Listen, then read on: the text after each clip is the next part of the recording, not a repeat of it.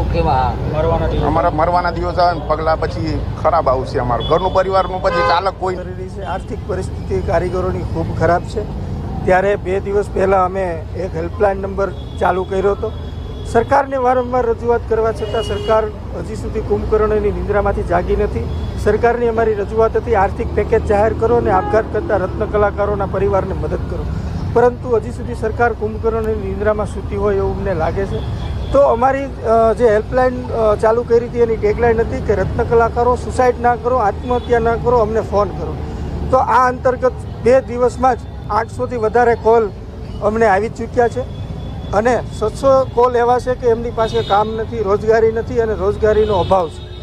અને નમસ્કાર મિત્રો, સ્વાગત છે તમારું આજના નવા વિડીયોમાં અને અમારી ચેનલમાં. કેમ છો મિત્રો? મજામાં જ છો મિત્રો? તમે હમણાં ઘણા સમયથી એવું સાંભળતા હશો કે હીરા ઉદ્યોગમાં ખૂબ જ મંદી ચાલી રહી છે.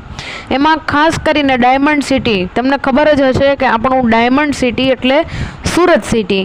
અને સુરત સિટીની વાત કરીએ તો મોટી મોટી ઓફિસો કે જે મોટી મોટી ઓફિસો છે તેમાં પણ જો મંદી હોય તો જે નાના કારખાનામાં કામ કરતો જે રત્ન કલાકાર હોય તેની વેદના શું હોય તે તમે જોયું આગળના વિડીયોમાં કે મંદીના માહોલમાં આ નાના રત્ન કલાકારોની જે કાંઈ પણ વેદના છે એ મિત્રો સાંભળીને ખરેખર આપણું હૃદય હચમચી જાય એવી વેદનાઓ છે.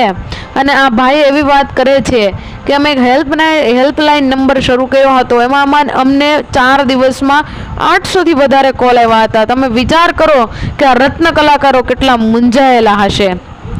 અને ભાઈ એવું પણ કહે છે કે સરકાર હજુ કુંભકર્ણની ઊંઘમાં સૂઈ રહી હોય એવું લાગી રહ્યું છે. તો હા, હું એટલું ચોક્કસ કહીશ કે અમુક મુદ્દા કે જે 80% મુદ્દા એવા છે કે એ મુદ્દા ઉપર સરકાર બસ ઊંઘતી જ રહે છે.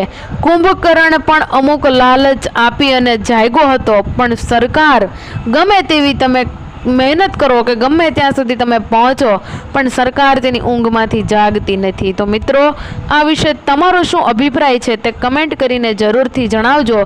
અને વિડીયો પસંદ આવ્યો હોય તો વિડીયોને લાઇક, શેર અને અમારી ચેનલને સબસ્ક્રાઈબ જરૂરથી કરજો. ધન્યવાદ.